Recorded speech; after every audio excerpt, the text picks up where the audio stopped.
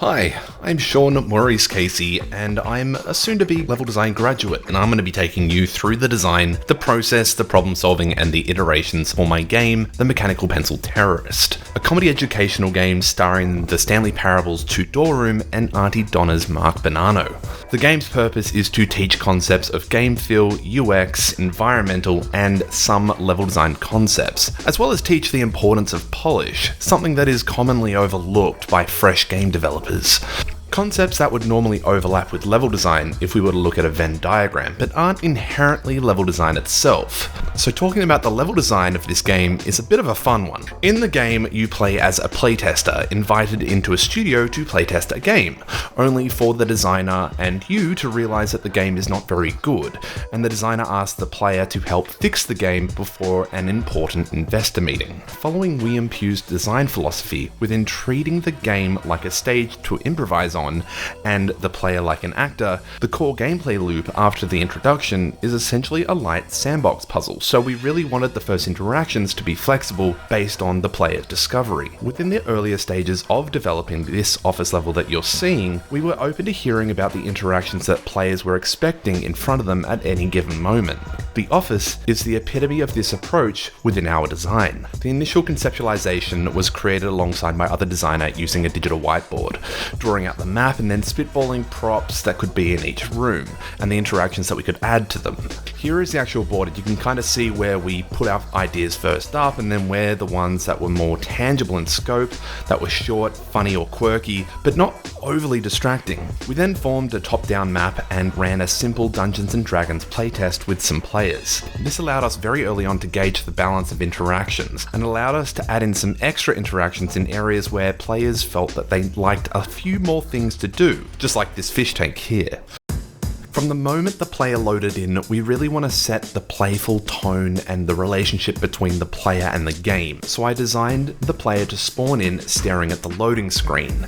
The idea is to have, upon moving the camera, that it swaps the loading screen behind their backs, but most importantly, we wanted to add variation within this static loading screen and also have some branching reactions from the game itself. One is based upon moving your mouse and discovering that you're actually playing the game, and the game has started, and the second is waiting for the game to load, somewhat tricking the player into thinking that they're still loading. You can briefly see what I mean here.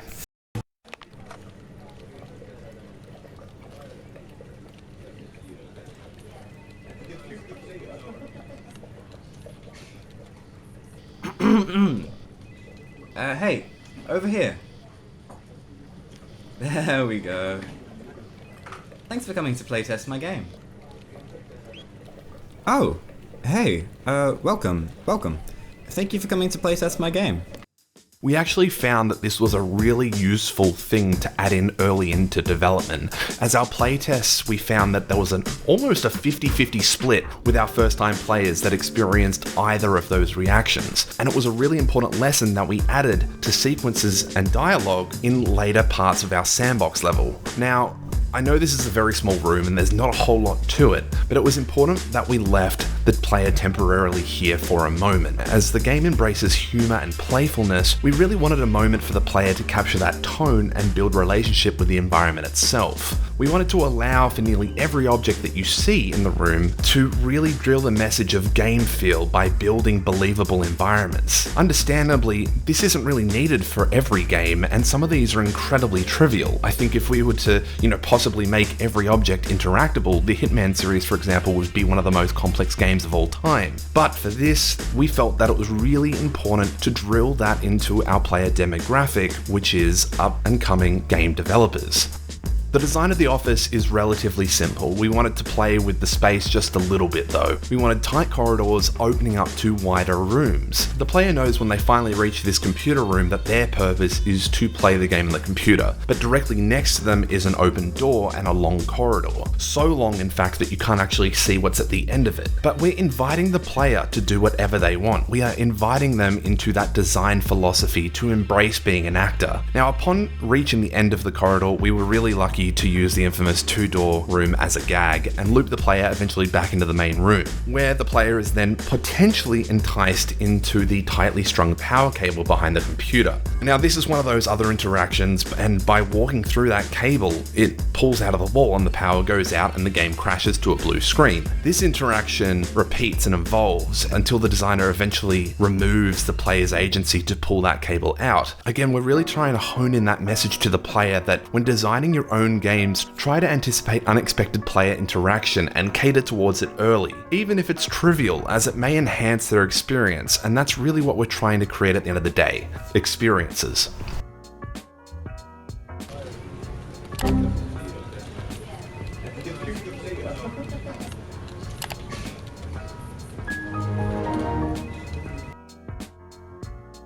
Once the player boots up the game on the computer, they get to play the really bad version of the mechanical pencil terrorist.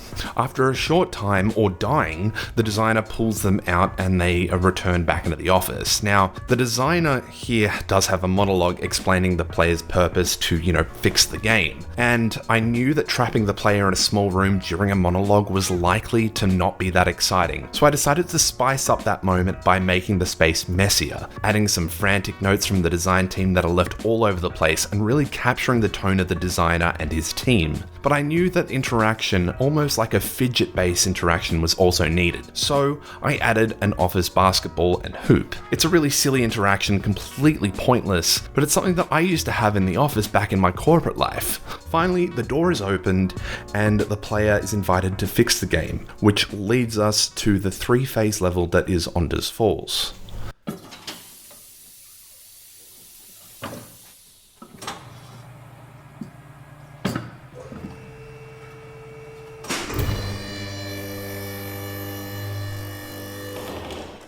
Welcome to Ondas Falls. This is Ondas Falls, and the purpose of this particular level is to get the player to interact with curated design concepts and slowly transform the level from being a sterile eyesore to an environment that looks, but also most importantly, feels believable. We wanted our players to come into this level being almost disgusted. If you're a person in HR or a hiring manager and you just fast forwarded here, this is deliberately bad, please, I promise you. Having the extreme of the level being very ugly and unpleasant and allowing the player to experiment and find the right recipe and feel like they've really improved the level themselves was the experience that we wanted. The gameplay loop itself primarily surrounds the use of the control panel in order to make the level feel good. The control panel itself is pretty self-explanatory, and it was designed to be so streamlined and simple that we wanted our players to focus on the external changes from the control panel so they can go up to the level itself. We really wanted to give that freedom to the players so they can go and see the changes up close and in person. As the game itself is set within a game engine, I made the choice to place the workspace in an XYZ gizmo platform. This is also to somewhat simulate the perspective that we sometimes use when working in engine, but get the player to use this perspective to their advantage when overlooking the entire environment and level. I felt that it was important for the player to get both of these perspectives, but also separate the workspace from the level. The floating platform almost functions like an office, allowing them to read playtest feedback, read some developer notes, make tweaks on the control panel, and then go down and playtest it themselves. After a few real playtests, however, we realized that our players were not really going down into the environment and inspecting the changes that they were making, but purely relying on the feel-good meter to provide feedback on if they were, in fact, improving the level. I managed to find a workaround and force a player to go down on the ground and really inspect their changes. The obvious one is tweaking the scaling within the choices that, fed to the meter itself. And that wasn't really the main change. You see, I had all these objects and these landmarks scattered around the map, so I thought we could get the player to interact with those a little bit, and I changed them to what we called in-game now merged conflict objects. Files that can be opened and then re-rendered by the player. This gave the player more ownership to their contributions and helped towards improving the level, and more importantly, it also taught them about landmarks and environmental storytelling. The design choice for the environment to be a segmented portion of the waterfall surrounded by a white void was to narrow the player's focus to this single area. If we continued the terrain and added a horizon, mountains, valleys and such, the player would be more inclined to explore further, potentially be distracted, and not to mention, the environment dressing would have dramatically bumped up our scope and production time. But let's talk about the puzzle design itself within this level. The game's overall design had 3 design pillars, and they're all pretty simple. One was to create a fond memory. 2 was to lean into hyperbole when it came to examples of good and bad design concepts. And 3, most importantly, we wanted the player to learn via humor. We didn't want their learning experience to be chocolate-coated broccoli, but a fun and safe, playful one. Feeling that all 3 design pillars linked together, this is what really informed our puzzle design itself. The control panel itself was contained with these micro lessons or topics, and within each section there was generally one correct answer, one that looks pretty good but not to spec when looking at the brief, and the rest were kind of free reign to either be absurd or just really bad. We were not looking to make it overly difficult for our players to work out what was right and what was wrong, as the experience and learning came first. The mistakes that the player could make were pretty obvious, and they were either jokes or just pointing out obvious design flaws. But we really wanted those obvious design flaws to be really bad and stick in the player's memory for when they work in their own projects, and to avoid that, we found upon some early playtests that players were just flying through the level and going a little bit too quick, and maybe it was just a little bit too easy. And we also got some feedback that players felt that our winter environment combined with a few other options created a really nice aesthetic, which was something that I actually had done on purpose, but had not signposted players towards it. I wanted players to spend a little bit more time in that section, so I added in some feedback and post-it notes to the whiteboard. And within those, I left some hints about the winter environment. We found in a later playtest that the winter hints worked really well misleading players temporarily. And when it comes to getting the environment right, we didn't want the player to get it right the first time. So the winter decoy within the hints was kind of how I got the players to spend a little bit more time in the level itself. And additionally, it taught the player the importance of sticking to the brief.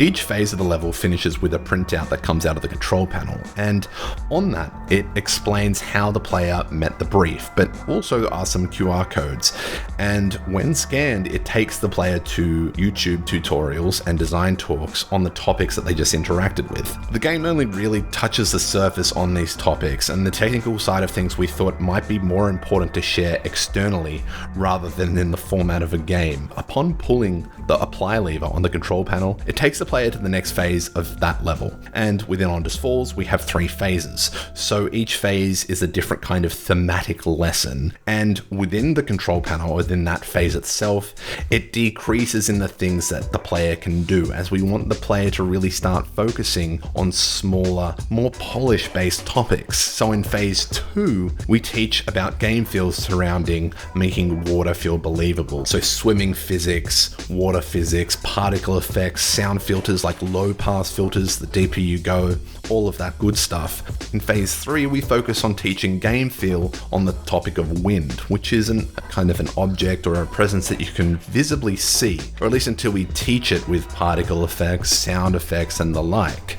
This whole level though is leading to the cave in the waterfall. Throughout this level, players know that they're likely going to be rewarded within the cave, and slowly but surely they're peeling back the layers within there. At the end of phase 3, fixing the wind, crossing the bridge, crossing the log, and fighting the wind, they are rewarded with a thank you message from the designer and the narrator, as this is just a proof of concept demo.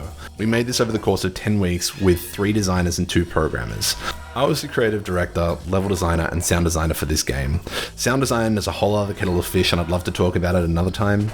But for now, if you'd like to give this demo a spin, please click on the link below, and thank you for your time.